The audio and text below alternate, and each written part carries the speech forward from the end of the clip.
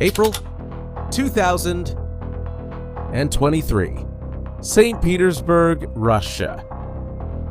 Pay attention to these scenes because what happens next is surprising. This woman you see there walking on the sidewalk with a package in her hands is Daria Trepova. She seems to be heading one way. And then she comes back. Then she heads toward the door of a coffee shop.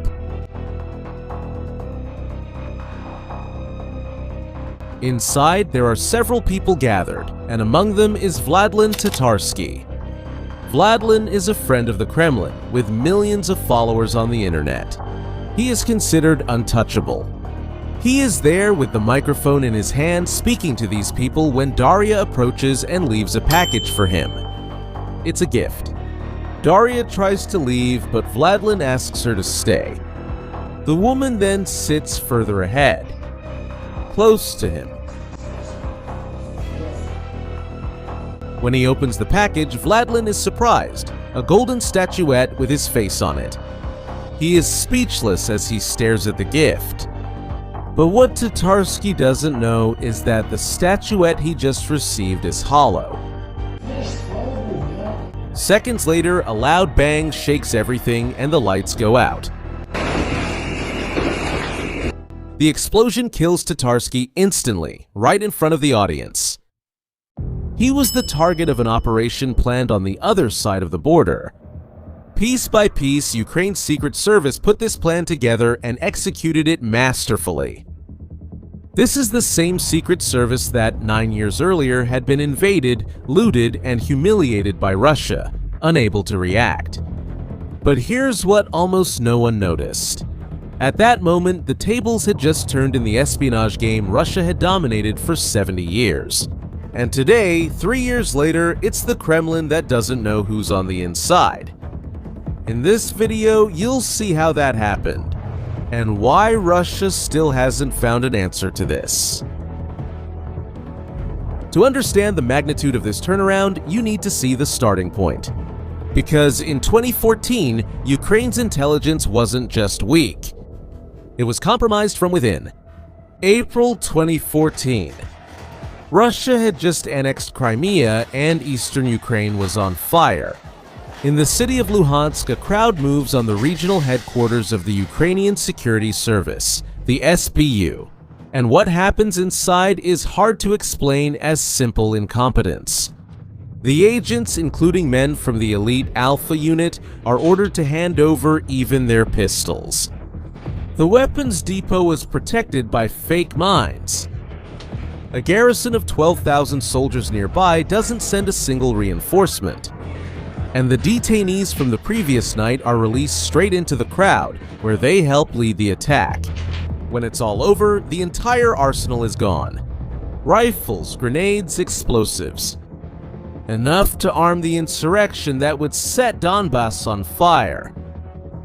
The Polish analyst specializing in Russian intelligence services, Marek Schwerczak, studied that day and came to an uncomfortable conclusion. The building didn't fall. It was opened from the inside. And look, many believe that there was some kind of betrayal there. But even for those who don't believe that, one thing is a fact. The very man who took command of the SBU that year confirmed the basic facts. Valentin Nalyvaichenko described what he found when he arrived. An abandoned agency. The previous chiefs had fled to Russia or to Crimea, and they took or destroyed everything. There were no files left, there were no weapons left. And the worst part, according to him, the agency was full of Russian spies who had infiltrated it. Agents from the FSB, the Russian Security Service, direct successor of the KGB. So that was Ukraine's choice at that moment. To accept that their secret services would forever be Russia's backyard. Or demolish everything and rebuild from scratch. And Kyiv chose the second option. And this is where the CIA comes in. But the CIA didn't just show up handing out gifts. The Americans were suspicious. And with good reason. They knew that Ukrainian intelligence was riddled with Russian agents. Any secret shared with Kyiv could be on a desk in Moscow within days. And it was a man named Valery Kondratyuk who decided to solve this in the boldest way possible. He handed over to the Americans a stack of top-secret Russian military documents as a gift, without asking for anything in return. The message was clear. Ukraine has access that's worth its weight in gold and the discipline to protect secrets. According to investigations by the Washington Post and the New York Times, that's how in 2015 the CIA helped create a new unit within the SBU. The 5th Directorate. Counterintelligence and special operations under the same roof. Its mission? To build agent networks inside the occupied territory and start hunting. But then comes the question that changes it all. Why would the CIA invest so much in a failed service? What did Ukraine have that the CIA itself didn't? The answer is the weapon that Ukraine handed over for free. Millions of Ukrainians speak Russian as their native language. They have family on both sides of the border. They grew up within Russian culture. They know the mindset, the codes, the fears. Ukraine understands Russia in a way that no Western service will ever understand. Centuries of imposition turning into operational advantage, and that means one important thing. Ukraine was never American charity, it was an exchange. The Ukrainians generated so much information about the Russians that, according to reports, the CIA station in Kyiv couldn't process it all. It was Ukrainian material that helped prove Russian involvement in the downing of the Malaysia Airlines plane over eastern Ukraine. And to track the agents behind the interference in the 2016 American election, on the eve of the large-scale invasion, there were already about 12 secret bases on the border with Russia, built with CIA support. And from this partnership, a new generation of officers was born, people born in independent Ukraine with no Soviet roots. The most important of them was Kirilo Budanov. He served in an elite unit that worked side by side with the CIA. And today, he commands the HUAR, Ukraine's military intelligence. And there's an interesting detail in this system. The SBU and the HUR compete with each other. Openly. Two rival agencies fighting for results. And that rivalry will soon be written in fire on the Black Sea. Because when Russia invaded in 2022, Ukraine practically had no navy. It had lost its fleet in Crimea in 2014 and sank its own flagship to keep it from falling into Russian hands. On paper, the Black Sea was a Russian lake. Then, in April 2022, the cruiser Moskva, the jewel of the Russian Black Sea Fleet, caught fire and sank, hit by 2 Neptune missiles made in Ukraine itself after American intelligence helped pinpoint the ship's location. It was the first Russian flagship lost in combat since 1905.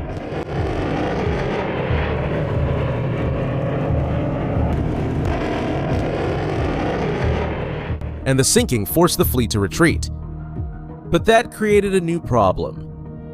After all, how do you reach ships that are hiding?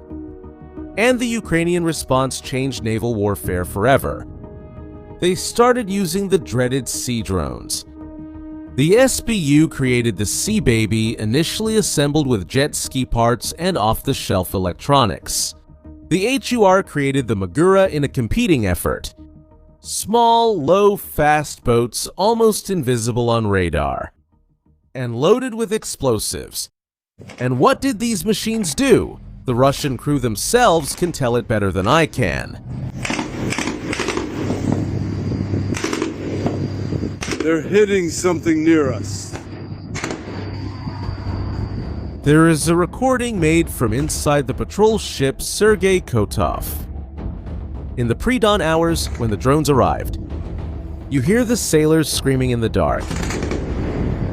There's a drone. Firing a machine gun at shadows in the water.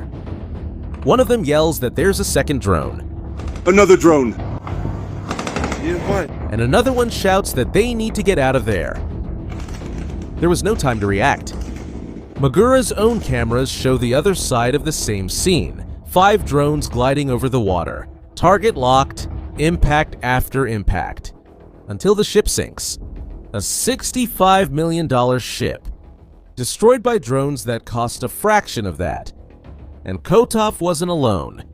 Weeks earlier, the same drones had sunk a missile corvette and a landing ship.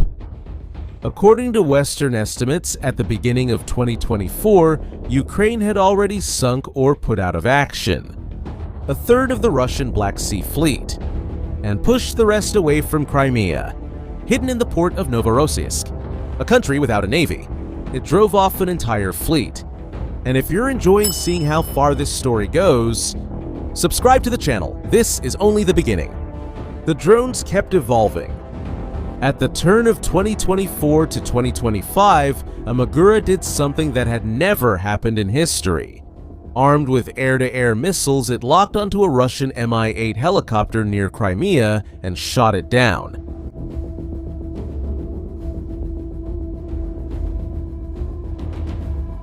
Yes, a naval drone had just shot down a helicopter.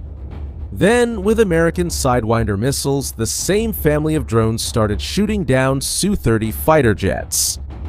And one of those shoot-downs was filmed by the drone's own targeting camera. The fighter jet locked in the crosshairs. The shot. The flash. The message to the Kremlin was clear. Not even the sea, not even the sky above the sea, was safe anymore. But then comes the question. If they do that at sea, what do they do inside Russia itself? And now we come back to the golden statuette. The attack on Tatarsky was not the first. In August 2022, a car bomb near Moscow killed Daria Dugina. She was the daughter of one of Russia's most influential nationalist ideologues. American intelligence assessed that elements of the Ukrainian government were behind it. Ukraine denied it. Then came the attack on Tatarsky at the cafe, the one you saw at the beginning of the video. And a year later, the head of the SBU himself, in a television interview, detailed the entire plan. The operation was set up by Ukrainian intelligence, and the agents tricked the Russian courier, who didn't know what she was carrying in the statuette. Now, think about what that means. Russians being used inside Russia against their own Russian government. And even worse, the FSB had no idea at all. Then, the targets started getting higher ranking. In December 2024, Lieutenant General Igor Kirillov, chief of the chemical defense troops of the Russian army, leaves the building where he lives in Moscow. Just a few minutes by car from the Kremlin, a hidden camera watches the entrance. An electric scooter is parked there, loaded with the equivalent of 300 grams of TNT. The explosion kills Kirillov and his assistant instantly. A day earlier, Ukrainian prosecutors had indicted Kirillov for the use of prohibited chemical weapons. SBU sources confirmed the operation was theirs. April of 2025. A security camera in Balashika on the outskirts of Moscow records a quiet parking lot until a car explodes in a ball of fire. Lieutenant General Yaroslav Moskalik, Deputy Chief of the Operations Directorate of the Russian General Staff, dies. December of 2025. Another bomb, this time under a car in southern Moscow. Lieutenant General Fanil Sarvarov, head of operational training for the entire Russian army, the man who prepared the troops for war, dies. And 2 days later, on the same street, another bomb kills 2 police officers who were investigating the case. June of 2026. Balashika again. Less than a kilometer from where Moskalik died. A witness films from a window as Colonel Damir Davidov's car explodes with him inside. He was responsible for supplying ammunition for missiles and artillery to the Russian army. 4 high-ranking officers killed in succession in the most heavily guarded region of Russia. And, after Davidoff, the Moscow authorities ordered mass inspections under cars throughout the entire capital. Think about that. The Russian military elite having to check under their own cars every morning before going to work. That's the level of nightmare that Ukraine managed to plant in the minds of the Russians. Now, it would be dishonest to say that Russia only takes hits. The FSB strikes back, and they strike back for real. In July 2025, Russian agents assassinated Colonel Ivan Voronezh, a veteran of the SBU's special operations right in Kyiv in broad daylight. It was a hard blow. But what happened next shows the difference between the two services today. In just a few days, the SBU located the two agents responsible and eliminated them. The Russian operation lasted 3 days. And do you know what the FSB does behind closed doors? They hunt their fellow Russians. After the failed invasion, Putin purged about 150 FSB officers, according to the British newspaper The Times. And the general who commanded the service responsible for Ukraine ended up in Lefortovo prison. And starting in 2024, according to sources interviewed by the Moscow Times, the FSB launched a hunt within the Russian army itself. High-ranking generals arrested one after another with dozens in the crosshairs. And think about what that means. The largest internal security apparatus on the planet, with hundreds of thousands of agents focused inwards searching for traitors while the Ukrainians keep moving around out there. And it's this distraction that helps explain what came next, right? The day when Ukraine showed that there are no targets too far away. June 1st, 2025. Operation Spiderweb. For 18 months, Ukrainian agents smuggled drones into Russia, hidden in wooden cabins mounted on trucks, looking like ordinary prefab houses. On that day, the roofs of the cabins slid open, and swarms of drones flew out toward Russian air bases. One of them was located in Siberia, more than 4,000 kilometers from Ukraine. The leaked footage shows the drones diving onto strategic bombers. Tu-95s parked, and the fireballs rising one after another. The SBU reported 41 aircraft hit and $7 billion in damages. The analysis company Janes, using satellite images, estimated about 12 destroyed and several damaged, but the exact number hardly matters, because Russia no longer manufactures these bombers. Each one lost is lost forever. And then the machine made the coldest move of all. It stopped aiming only at ships and generals, and went after the wallet. According to the New York Times, CIA officials helped refine the Ukrainian campaign against the Russian energy sector, to the point that an American specialist identified a specific refinery part, whose destruction would leave the facility out of operation for weeks. This isn't random bombing, it's economic surgery. By October 2025, 21 out of Russia's 38 major refineries had already been hit, according to a BBC survey.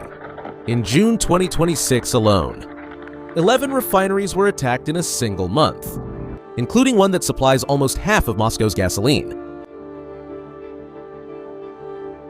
And, at sea, the Sea Baby drones started hunting the Shadow Fleet, the aging oil tankers that Russia uses to circumvent the sanctions and keep the war money flowing in.